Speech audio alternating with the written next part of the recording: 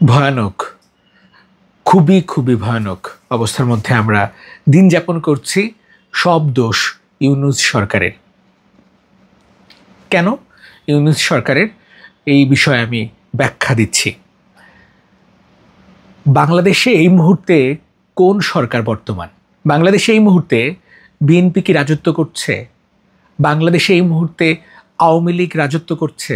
বাংলাদেশের সরকারকে এই মুহূর্তে জামাত কিংবা এনসিপি? এনসিপির কিছু অংশ আছে, তাদের দুজন উপদেষ্টা এখনও এনসিপি, দুজন উপদেষ্টা, হ্যাঁ এনসিপিরই তারা, মাহফুজ, আসিফ, তারা এখন সরকারে আছে। এই দুজন এনসিপির পারপাস সার্ভ করছে, এটা স্পষ্ট। ওরা এনসিপির প্রোডাক্ট। নাহিদ, সার্জিস, হাসনাত, আসিফ, মাহফুজ, কোনো পার্থক্য নাই, এক মায়ের 5 সন্তান। প্রশ্ন হলো, তারেক জিয়া বা তারেক রহমান, তার নির্দেশ কি পুলিশ প্রশাসন শুনবে? সাংবিধানিক কোনো রকম বিধিবিধান রয়েছে না। বিএনপি বড়জোর 2টা কাজ করতে পারে। একটা হচ্ছে বরখাস্ত, বহিষ্কৃত। দ্বিতীয় কাজটা হচ্ছে আইনকে সহযোগিতা করতে পারে, যেন সেই অপরাধী গ্রেপ্তার হয় কিংবা দ্রুত বিচারের মধ্যে তাকে নিয়ে আসা যায়। এইটা করতে পারে বিএনপি। আরেকটি বড় কাজ করতে পারে অক্সিলিয়ারি, আত্মশুদ্ধি, যে এই রকম লোক বা এই রকম যাদের বৈশিষ্ট্য রয়েছে তারা বিএনপি করতে পারবে না।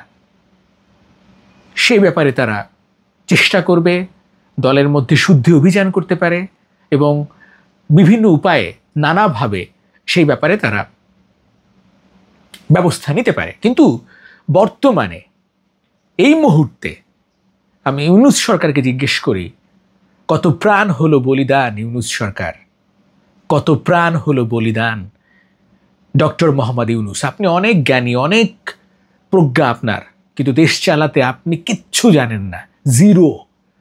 বাংলাদেশ কিভাবে চালাতে হয় হাসিনা, খালেদা এরাই জানে। এরা ভালো ট্রিটমেন্ট দিতে জানে এই জনগণ, এই মানুষকে কোন লাইনে, কোন জায়গায় সোজা রাখতে হয়। একটা কথা মাথায় রাখতে হবে, খুব সুন্দর করে বোঝেন,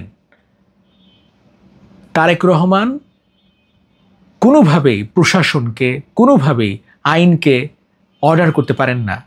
তিনি তো সরকার না, এমনকি বিএনপি সরকার চালাচ্ছে না, সরকারে আছে ইউনূস সরকার। তিনি কি করছেন, এইটা বড় প্রশ্ন। সবাই পদত্যাগ দাবি করছেন তারেক রহমানের, সবাই তারেক রহমানকে নিয়ে আজে বাজে বিদ্রূপ, ট্রলিং করছেন। ইটস ওকে, সমালোচনা করেন। কেউ কি বলছেন ইউনূস সরকারের পদত্যাগ চাই? এগুলো একটা ফর্মুলা, আর এই ফর্মুলা হচ্ছে এনসিপির। এটা বুঝতে হবে। আপনাদের মনে আছে আবরার ফাহাদ, আমাদের প্রিয় সন্তান, প্রিয় ভাই, তাকে নির্মম নির্যাতন করে হত্যা করে ছাত্রলীগ। এরপরে বুয়েটে ছাত্রলীগের কিংবা যে কোনো রাজনীতি নিষিদ্ধ। এখন রাজনীতি শুরু হচ্ছে। দেখেছেন এনসিপি মিছিল মিটিং করছে? না। তাহলে এগুলো বুঝতে হবে, এগুলো খুব বুঝতে হবে। আবার কোন ডিজাইনে কি করা হচ্ছে। ইউনূস সরকার ধারাবাহিকভাবে ব্যর্থ। 11-12 মাসে কোনো রকম মবক্রেসির বিরুদ্ধে ব্যবস্থা নেয় নেই, মব ভায়োলেন্স রোধে কোনো ব্যবস্থা নেয় নেই।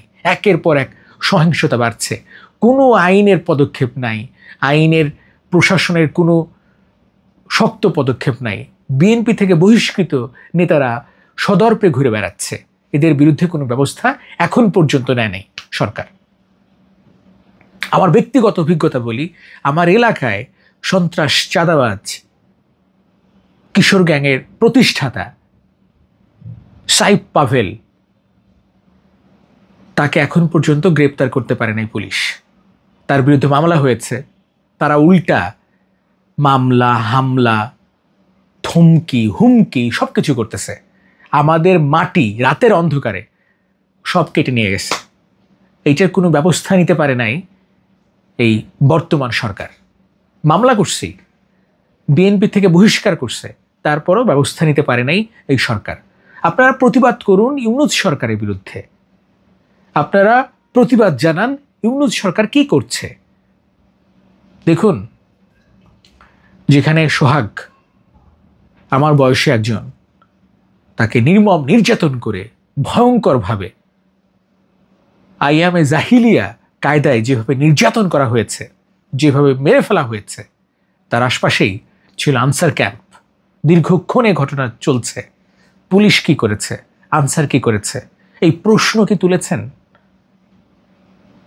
প্রশ্নের উত্তর হচ্ছে পুলিশ আনসার এই মব ঠেকানোর জন্য তারা যাচ্ছে না, কারণ সরকার বলছে মব হোক।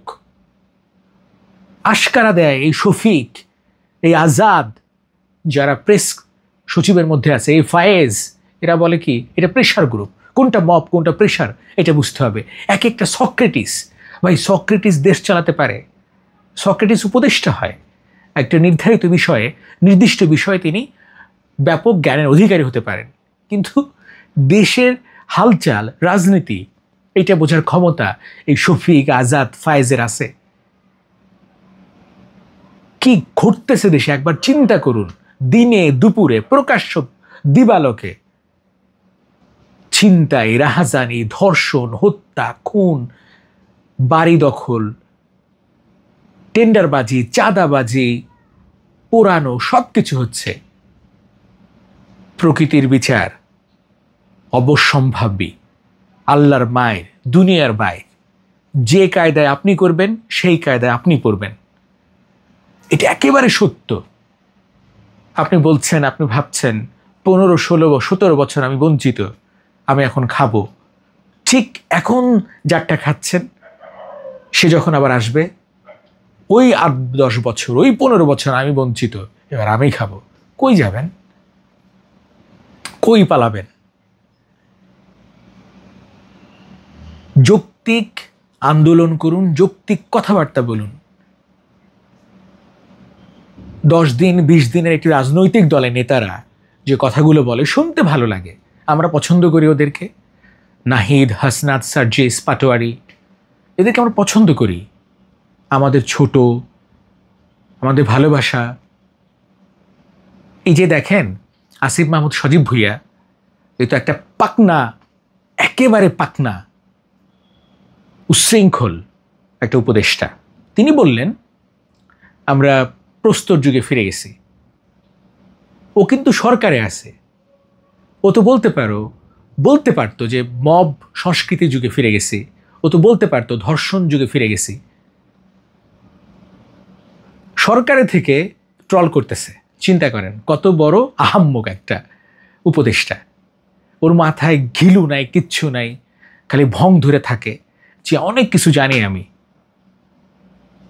অনেক কিছু জানে সে। কি জানে?